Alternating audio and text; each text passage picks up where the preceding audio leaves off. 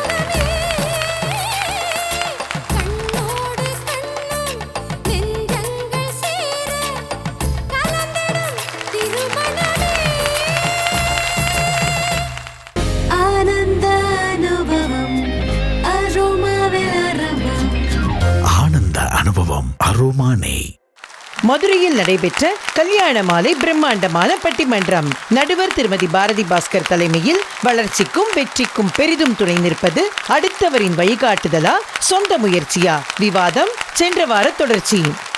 கல்யாண மாலை திரு மோகன் சார் அவர்களுக்கும் மீரா அம்மா அவர்களுக்கும், மேடையில் வீற்றிருக்கும் நடுவர் திருமதி பாரதி பாஸ்கர் அவர்களுக்கும், பட்டிமன்றம் புகழ் திரு ராஜா சார் அவர்களுக்கும், மதுரை வாழ் மக்களுக்கும் பேச்சாளர் பெருமக்களுக்கும் முதற்கண் அடியேனுடைய பணிவான வணக்கங்களையும் வாழ்த்துக்களையும் தெரிவித்துக் கொள்கின்றேன். ரொம்ப அழகான ஒரு தலைப்பில்லையா? வளர்ச்சிக்கும் வெற்றிக்கும் பெரிதும் துணை நிற்பது அடுத்தவரின் வழிகாட்டுதலா, சொந்த முயற்சியா?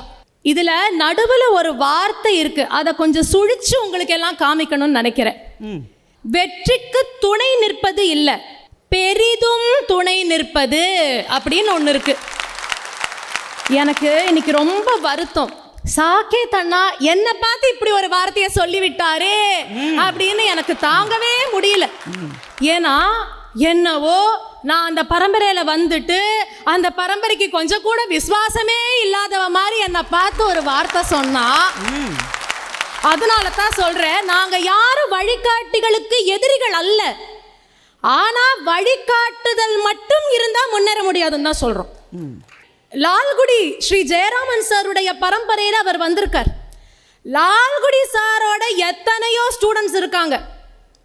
ஆனா கல்யாண மாலை மீரா மேடமும் மோகன் சாரும் அவங்களெல்லாம் கூப்பிட்டாங்களா, சாகேத் அண்ணாவை கூப்பிட்டாங்களா? ஏன் சாகேத் அண்ணாவை கூப்பிட்டாங்க? அவருடைய சொந்த முயற்சியில அவர் பட்டிமண்டப மேடையில ஒழுங்கா அன்னைக்கு பேசினதுனால இன்னைக்கு அவரை கூப்பிட்டு இங்க பேச வச்சிருக்காங்க. நான் கூட வழிகாட்டினால தான் வந்தாரோன்னு நினைச்சேன். அவர் வழிகாட்டி இருந்தாலும் அங்க வந்து நின்று பப்பன்னு சொன்னா என்ன வழிகாட்டி இருந்து என்ன பிரயோஜனம் அதுக்கப்புறம்? அப்ப சொந்த முயற்சி வேணும் இல்லையா? இது சாகேத் அண்ணா கதை மாதிரி நினைக்காதீங்க, எனக்கும் அதே கதை தான். இப்ப நான் ஒரு ஹரிக்கதை பரம்பரையை சார்ந்தவர் என்று எல்லாருக்குமே தெரியும். கர்நாடக இசை கச்சேரிகள் செய்யக்கூடியவள். ஆனால் பட்டிமண்டப மேடை என்ற ஒரு பரிமாணத்தையும் எனக்கு அறிமுகப்படுத்தியது மீரா அம்மா. ஆனா ஒருவேளை மீரா அம்மா அறிமுகப்படுத்தின அன்னைக்கு நான் சரியா பேசாம கோட்டை விட்டு இருந்தா இந்த மதுரையில இன்னைக்கு வந்து நான் பேசியிருப்பேனான்னு தெரியாது. வேறுமனே இறை வணக்கத்தை பாடிட்டு கிளம்பியிருப்பேனா இருக்கும். அப்போ முயற்சி என்பது எவ்வளவு முக்கியம் அப்படிங்கறத நம்ம பார்க்க வேண்டியிருக்கு. வள்ளுவருடைய வாக்கு தான் எனக்கு, முயற்சி திருவினையாக்கும். தெய்வத்தால் ஆகாதெனினும் முயற்சி தன் மெய்வருத்த கூலி தரும் என்று வள்ளுவருடைய வாசகம் அவர் மனிதனுடைய உழைப்புக்கு தந்த சாசனமாகும். இவர் சாகேத் ராமன் திருக்குறளுக்கு மியூசிக் எல்லாம் போட்டாரு, இந்த திருக்குறளை விட்டுட்டாரு போல இருக்கு. முயற்சி அப்படிங்கிறது தாங்க மூலதனம். அதாவது முயற்சிகள் தவறலாங்க, முயற்சிகள் தவறலாம், ஆனால் முயற்சிக்கவே தவறலாமா சொல்லுங்க? இந்த மதுரையில் இருக்கிறதுனால மீனாட்சி கல்யாணத்தை பற்றி பேசினதுனால அங்கேயும் ஒரு விஷயம் சொல்லணும்னு நினச்சேன். மீனாட்சி கல்யாணம் அப்படிங்கிறதே சொந்த முயற்சியில் நடந்த கல்யாணம் தான். யார் சொந்த முயற்சியில்? மீனாட்சியினுடைய சொந்த முயற்சியில். அவங்க அம்மா ரொம்ப வருத்தப்பட்டாங்களாம். அவளை பார்க்குறப்பெல்லாம் தலைப்பெடுத்து கண்ணை தொடச்சு அழுவாங்களாம். யாது செய்குவேன் என் அருமை குழந்தாயின்னு, மாது நின் யௌவனம் கண்டு என் மனமும் வாடி வருந்தாமல் யாது செய்குவேன்னா. அப்போ கல்யாண மாலை மோகன் சார் இல்லை. ஆமாம். அப்போ அந்த அம்மா ஒரு வார்த்தை சொன்னாங்களா, அடி போடி உனக்கு கல்யாணம் பண்ணிக்க போறவன் எந்த திசையில இருக்கானோ தெரியலன்னா. அந்த அம்மா பார்த்தா உடனே நம்மளே போய் மாப்பிளைய தேடிக்கலான்னு தன் சுய முயற்சியால் திக்விஜயம் செய்து சுந்தரேஸ்வரரை கல்யாணம் செய்து கொண்ட மீனாட்சி கொண்டாடும் இந்த மதுரையில் முயற்சியை பத்தி பேசாம வேற எதை பத்தி நாங்க பேசுவோம்? இந்த வழிகாட்டுதல் அப்படிங்கிறது ரொம்ப அருமையான ஒரு விஷயம் தான், இல்லைன்னு சொல்லல. ஆனா அதுல எவ்வளவு சிக்கல்கள் இருக்கு தெரியுமா? சொல்லுங்கம்மா. கொஞ்ச நஞ்சம் இல்லைங்க. முதல்ல நம்மளால ஒரு முடிவை எடுக்க முடியாதுங்க. இந்த நேரத்துல உடனே ஒரு முடிவு வேணும் அப்படின்னு சொன்னா அந்த முடிவை எடுக்க விடாம நம்மளை தடுக்கிறதே இந்த வழிகாட்டிகள். பல நேரத்துல நம்முடைய எண்ணங்களை இந்த வழிகாட்டிகள் அப்படின்னு சொல்லும் பொழுது அவர்கள் சொல்லும்படியே நம்ம செய்ய வேண்டியிருக்கு. நமக்குங்கிற ஒரிஜினாலிட்டி இல்லாம போகுதாங்க. அதோடு இன்னொரு முக்கியமான விஷயங்க, இப்போ மீராம்மா தான் என்கிட்ட சொன்னாங்க, நான்லாம் சமயத்தில் எங்கேயாவது போனேன்னா யார்கிட்டயுமே பேச மாட்டேன். ஏன்னா பேசினா இதை செய் அதை செய்யு சொல்லுவாங்க. ஆமா, ஒருவேளை செய்ததுல வெற்றி கிடைத்து விட்டது அப்படின்னு சொன்னா அந்த மீராமாவோட உழைப்பெல்லாத்தையும் காந்தாரி கண்ணை கட்டின மாதிரி கட்டிடுவாங்க. என்ன சொல்லுவாங்க, நான் சொன்னதுனால தான் அவ ஜெயிச்சா, இல்லைன்னா அவளுக்கு ஒன்றும் தெரியாது. அந்த உழைப்புக்கு மரியாதை இல்லாம போய் விடுகின்றது. சரி, ஒருவேளை தோத்துட்டா, நான் அப்பவே சொன்னேன் இதுக்கு தான் இதை செய்யாத. நமக்கு அந்த நேரத்துல ஏற்கனவே தோல்வியில நம்ம பாதிக்கப்பட்டிருக்கிற நேரத்துல இது ஒண்ணும் இல்லம்மா அப்படின்னு எந்த வழிகாட்டி சொல்லியிருக்காங்க பெருசா?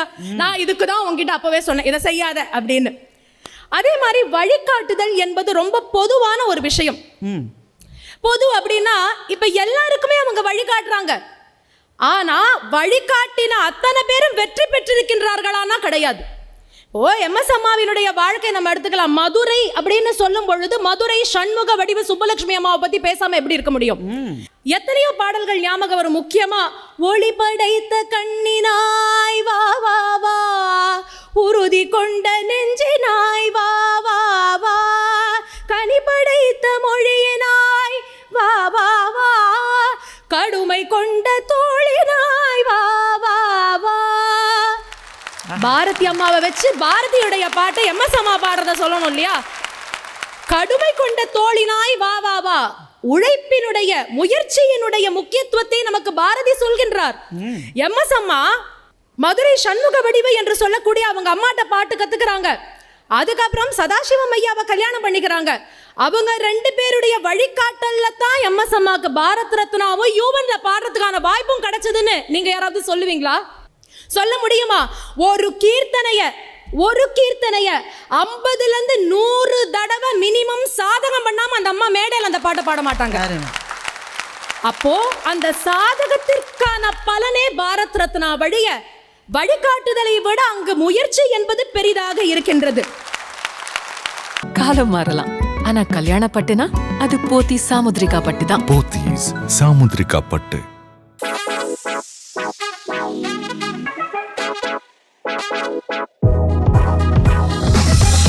அதே போல இன்னொரு மதுரைக்காரரை பத்தியும் சொல்லணும் அப்படின்னு எனக்கு தோணுது. ஏன் இந்த அம்மாவை பத்தி சொல்லணும் அப்படின்னா, சமயத்துல நம்மளை சுத்தி இந்த சொசைட்டின்னு சொல்லக்கூடியது இருக்கே, கன்சர்வேட்டிவ் அப்படிங்கிற பேர்ல நாம் எதை செய்ய வேண்டுமோ அதை செய்யக்கூடாது என்று சொல்லுபவர்கள் நிறைய உண்டு.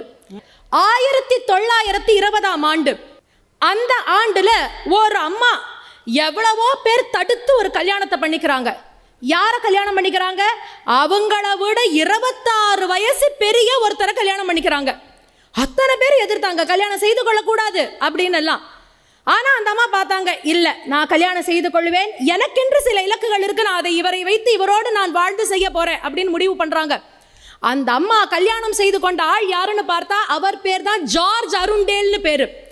அந்த அம்மா யாருன்னு பார்த்தா ருக்மிணி தேவி அருண்டேல் என்று பெயர். இன்று கலாக்ஷேத்ரா என்று பல கலைகளை பலருக்கும் சொல்லிக் கொடுக்கக்கூடிய ஒரு பெரும் ஆல மரமாக விரிந்து படர்ந்திருக்கின்றதே. அன்று அந்த அம்மா சொசைட்டி சொன்னதை கேட்டு இதுதான் வழக்கம் என்று அதன்படி வழி நடந்திருந்தால் இன்று கலாக்ஷேத்ரா பிறந்திருக்காது. அவ்வளவு ஏங்க, நமக்கு முயற்சி செய்யும் பொழுது கன்ஃபியூஷன் வந்துடும். இது சரி வருமா வராதா அப்படிங்கிற ஒரு எண்ணம் வரும். இந்த ஊர்க்காரர் ஒருத்தருக்கு அப்படி வந்ததுங்க. அப்படி வந்த பொழுது என்ன பண்ணாங்க, முதல்ல காஃபி கடையை ஆரம்பிச்சாங்க. வருமானம் போதலை. அப்பா பார்த்தாரு, பையன் எதுக்கும் சரியா இருக்க மாட்டேங்கிறானே, வீட்டை விட்டு போ அப்படின்னு அனுப்பினாரு. அந்த இடத்துல அவங்க அம்மா கிட்ட அவர் கற்றுக்கொண்ட இட்லி வியாபாரமானது. இட்லி எப்படி செய்யறது அப்படிங்கிறத வைத்து வேற ஒரு நிறுவனத்துல போய் வேலை செய்யறாரு. வேலை செய்த மாத்திரமே அவருக்கு மேனேஜர் பதவி கிடைக்குது. அதுக்கப்புறம் வெளிநாட்டில் படித்து விட்டு இங்கு வந்து இட்லிக்கென்றே ஒரு கடையை நம்ம தொடங்கணும் அப்படின்னு முடிவு செய்தாராம். ஆனா இது நடக்குமா? நம்ம ஊர்ல இட்லியை காசு கொடுத்து யாராவது வாங்குவாங்களா அப்படின்னு எல்லாம் யோசிச்சாராம். ஆனா இன்று இட்லின்னு சொன்னாலே உலகளாவிய அத்தனை கடைகள், அத்தனை இடத்துல இப்ப இட்லிக்கே ஒரு பெரிய பேரையும், மதுரை இட்லினா சூப்பர் ஸ்பெஷல் அப்படிங்கிற ஒரு பெரிய அங்கீகாரத்தையும் மனோகர் என்று சொல்லக்கூடியவருடைய சொந்த முயற்சி தந்திருக்கிறது அப்படின்னு சொன்னால் மிகையாகாது. இவங்க சொல்லலாம் வழிகாட்டிகள். இப்போ ஒரு வீட்டில் வழிகாட்டி இருக்காங்க, ஒரு அப்பா வழிகாட்டி, 2 பிள்ளைங்க வீட்டில் இருக்காங்க, ஒரே மாதிரி தான் வழிகாட்டி இருக்காங்க. அது மட்டுமல்ல, 2 பேருக்கும் பணம் நிறைய கொடுத்துருக்காங்க. ஆனா ஒருத்தர் வெற்றி பெற்றிருக்கின்றார், இன்னொருத்தர் வாழ்க்கையில தோல்வியோட இருக்காரே, அது ஏன்? அப்போ ஒரு வழிகாட்டி தான் வெற்றிக்கு காரணம் அப்படின்னு நம்ம சொல்லிவிட முடியாது. ஒருவேளை பாரதி அம்மா வழிகாட்டுதல் அப்படின்னு சொன்னா கூட நான் ரொம்ப சந்தோஷம் தான் படுவேன், வருத்தமே படமாட்டேன். எப்படி? ஏன்னா யார் ஒருவர் சொந்த முயற்சியில் உழைத்து முன்னேறுகின்றார்களோ அவர்கள் தான் வாழ்க்கையில் வழிகாட்டிகளாக இருக்க முடியும். இதற்கு எங்களுடைய ஐயா சாலமன் பாப்பையா சாட்சி. அவ்வளவு ஏன், சாகேத் அண்ணா பேசினாரே, அவர் இப்படி வெற்றி பெற்றதுனால தான் கலாசிக்ஷான்னு ஒரு பெரிய ஸ்கூல் வச்சு இன்னைக்கு அவர் வழிகாட்டி கொண்டிருக்கின்றார். அப்ப வழிகாட்டுதலுக்கு கூட சொந்த முயற்சி தான் ஆணி வேராக இருக்கின்றது என்று சொல்லி வாய்ப்பிற்கு நன்றி கூறி விடைபெறுகிறேன். நன்றி, வணக்கம். இதுக்கு பேர் தான் புத்திசாலித்தனங்கிறது. இப்போ அவங்களுக்கு தெரியும், பின்னாடி வர யாராவது சாகேத் ராமன் சொன்னார் இல்லையா, நான் இங்கே உட்கார்ந்திருப்பது எங்கள் நடுவரின் வழிகாட்டுதலினால்தான் அப்படின்ன உடனேயே அவருக்கு யார் வழிகாட்டினார்ன்ற கேள்வி அவங்க கேட்பாங்கன்னு நினச்சேன். புத்திசாலித்தனமாக அந்த கேள்வியை தன்னுடைய பேச்சிலே நுழைத்தார். தானே சொந்த முயற்சியால் மேலே வந்தவங்க தான் மற்றவங்களுக்கே வழிகாட்டியாக இருப்பாங்கன்னா நாங்கள் தானே பெருசு, நாங்கள் தானே பெருசுன்னு சொல்லியிருக்காங்க.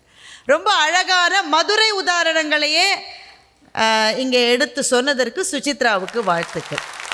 ரொம்ப அழகாக ஒரு கேள்வி கேட்டாங்க. ஒரு வீட்டில் 2 பிள்ளைகள், வளர்ப்பில் ஏதாவது வித்தியாசம் இருக்கா? அப்பாவும் அம்மாவும் ஒரே மாதிரி தானே வளர்க்குறாங்க, ஒரே ரிசோர்ஸஸ் தான் கொடுக்குறாங்க. ஒரு மரத்தின் 2 கிளைகளில் ஒன்று துளிர்த்தது, இன்னொன்று பட்டு போனதே ஏன் என்ற கேள்வியை ரொம்ப அழகாக சுசித்ரா இந்த மன்றத்திலே வைத்திருக்கிறார். அப்போ அவன் சொந்த முயற்சியில் இருங்க, வழிகாட்டிகளில் ஓரளவு தான் வர முடியுமே தவிர வெற்றிக்கு நீங்கள் தான் போக வேண்டும் என்று சொன்ன சுசித்ராவுக்கு மனப்பூர்வமான வாழ்த்துக்கள். இப்போது அடுத்தவரின் வழிகாட்டுதல் தான் என்று சுசித்ராவை மறுக்க வருகிறார் தெய்வானை. வாங்கம்மா. வளர்ச்சிக்கும் வெற்றிக்கும் பெரிதும் துணை நிற்பது அடுத்தவரின் வழிகாட்டுதலே. ஆக்கப்பூர்வமாய் பேச வருகிறார் திருமதி தெய்வானை. அடுத்த வாரம் சன் டிவி கல்யாண மாலை நிகழ்ச்சி. அந்த 3 சேருக்காக எத்தனை பேச்சாளர்கள் காத்துட்டு இருக்காங்க தெரியுமா? ஆனா இவங்க 3 பேர் ஏன் தேர்ந்தெடுத்தாங்க? ஏன்னா திரு சாலமன் பாப்பையா என்ற நிழலிலே முளைத்த செடிகள் தானே நாம். அது எப்படி நீங்க மறந்து போனீங்க? சேஷாதிரிக்கு கல்யாணம் ஆனதே சாலமன் பாப்பையாவினுடைய அணியில் அவர் பேசுகிறார் என்பதனால்தான்.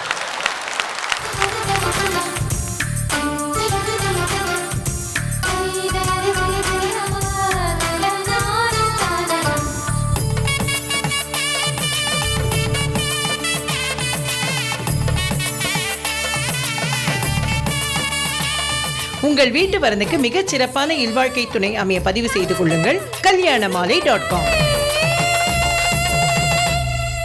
எங்க சூப்பர் ஸ்டாரோட ஸ்டார் பச்சையப்பா பிரைஸ். எங்க வீட்டு 5 ஸ்டார்ஸோட 5 ஸ்டார்ஸ் பச்சையப்பா சில்க்ஸ். எப்படி சூப்பர்னா?